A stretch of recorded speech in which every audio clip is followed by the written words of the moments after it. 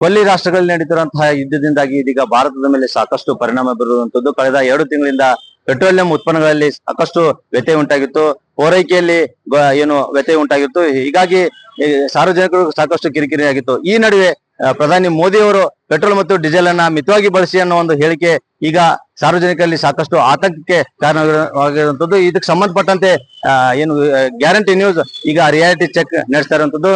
ಈ ground report ನಲ್ಲಿ ಈಗಾಗಲೇ ನಾ ತೋರಿಸ್ತಾ ಹೋಗ್ತೀನಿ, ನೀವು ನೋಡ್ತಿರ್ಬೋದು. ಬಾಗಲಕೋಟೆಯಲ್ಲಿ ಇರುವಂತಹ ನವನಗರದ ರಿಲಯನ್ಸ್ ಪೆಟ್ರೋಲ್ ಪಂಪ್ ನಲ್ಲಿ ನಾನಿದ್ದೀನಿ. ಏನು ಈಗಾಗಲೇ ಜಿಲ್ಲೆಯಲ್ಲಿರುವಂತಹ ಪೆಟ್ರೋಲ್ ಪಂಪ್ ಗಳಲ್ಲಿ ಸಾಕಷ್ಟು ಈಗ ಸ್ಟಾಕ್ ಇರುವಂತದ್ದು.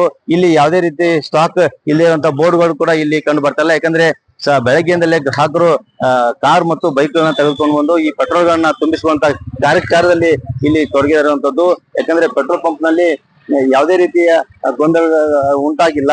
ಯಾಕಂದ್ರೆ ಮೋದಿ ಅವರ ಹೇಳಿಕೆಯಿಂದ ಇಲ್ಲಿ ಸಾಕಷ್ಟು ಆತಂಕಕ್ಕೆ ಒಳಗಾಗಿ ಜನರು ಇಲ್ಲಿ ಮುಗಿಬಿದ್ದು ಪೆಟ್ರೋಲ್ ತುಂಬಿಸುವಂತ ಪ್ರಮೇಯ ಕೂಡ ಇಲ್ಲ, ಇಲ್ಲಿ ಕಂಡು ಬರ್ತಾ ಇಲ್ಲ.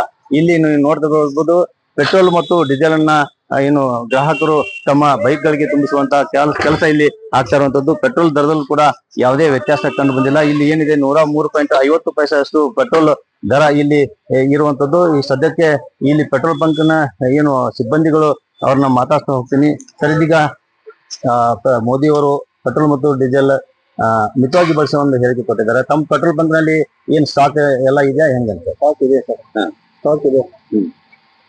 ಜನ ಈಗ ಮುಗಿಬಿದ್ದು ಬಂದು ತುಂಬಿಸುವಂತದ್ದು ಏನ್ ಕೆಲಸ ನಡೆದಿದೆ ಅಂದ್ರೆ ಏನ್ ಜನ ಮುಗಿಬಿದ್ದು ಬರತ್ತಾರೇನ್ರಿ? ಹಂಗೇನಿಲ್ಲ, ಯಥಾಸ್ಥಿತಿ ಇಲ್ಲ, ಯಥಾಸ್ಥಿತಿ ಬರ್ತದೆ. ಒಮ್ಮೊಮ್ಮೆ ಇರ್ಲಿಕ್ಕಂದ್ರ ಅವಾಜ್ ಬರ್ತದೆ.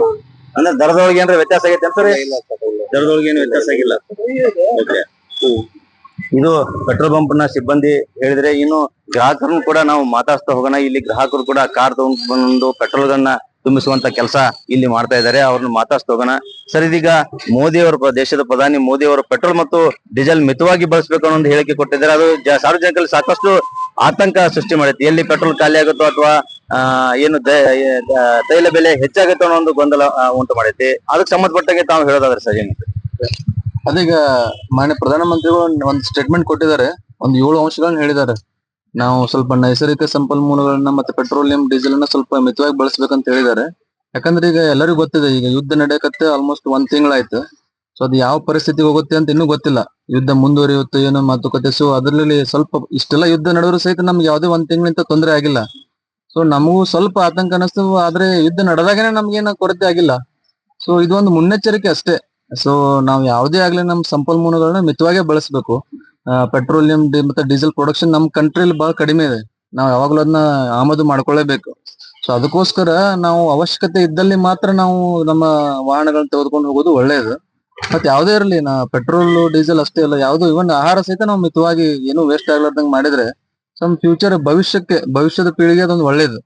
ಈಗ ನಾವು ಹೆಂಗ್ ಬೇಕಂಗ್ ಖರ್ಚು ಮಾಡ್ಕೊಂತ ಹೋದ್ರೆ ಪೆಟ್ರೋಲ್ ಡೀಸೆಲ್ ಮುಂದೆ ಏನೋ ಕೊರತೆ ಒಂದು ಉಂಟಾಗಬಹುದು ಅಂತ ಮುನ್ನೆಚ್ಚರಿಕೆ ಕ್ರಮ ಹೇಳಿದಾರೆ ಅಷ್ಟೇ. ಆಮೇಲೆ ಇದೆಲ್ಲ ಹೇಳಿಕೆ ಒಂದು ಪ್ರಧಾನಮಂತ್ರಿ ಕೊಡ್ಬೇಕಾದ್ರೆ ಅಡ್ಮಿನಿಸ್ಟ್ರೇಟಿವ್ ಮೀಟಿಂಗ್ ತಗೊಂಡು ಅವ್ರ ಹೈ ಲೆವೆಲ್ ಎಲ್ಲ ಮಾತಾಡಿ ಆಮೇಲೆ ಇಂಟರ್ ಕಂಟ್ರಿ, ಸೊ ದೇಶದೆಲ್ಲ ವಿದೇಶಾಂಗ ಸಚಿವರು ಕೂಡಿ ಡಿಸ್ಕಷನ್ ಮಾಡಿನೇ ಕೊಟ್ಟಿರ್ತಾರೆ ಒಂದು ಹೇಳಿಕೆ ಕೊಡ್ಬೇಕಂದ್ರೆ.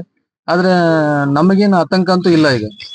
ಸೊ ನಮ್ಗೆ ಡೈಲಿ ಎಲ್ಲ ಸಿಗ್ತಾ ಇದೆ ಡೀಸೆಲ್, ಯಾವತ್ತು ಎಲ್ಲ ಬಂಕ್ಗಳು ಓಪನ್ ಇದೆ. ಆಮೇಲೆ ಇಲ್ಲಿ ಕೊರತೆ ಇದ್ರು ಸಹಿತ ಡಿಸ್ಟ್ರಿಕ್ಟ್ ಅಡ್ಮಿನಿಸ್ಟ್ರೇಟಿವ್ ಅವರು ನಮ್ಗೊಂದು ಪ್ರೆಸ್ ರಿಲೀಸ್ ಮಾಡ್ತಾರೆ. ಸೊ ದಯವಿಟ್ಟು ಜನರು ಆತಂಕ ಒಳಪಡುವ ಅವಶ್ಯಕತೆ ಇಲ್ಲ. ಸೊ ಎಲ್ಲಾ ಸಂಪನ್ಮೂಲಗಳನ್ನ ಮಿತವಾಗಿ ಬಳಸೋದ್ರಿಂದ ನಮ್ಮ ಭವಿಷ್ಯದ ಪೀಳಿಗೆ ಬಹಳ ಒಳ್ಳೇದು.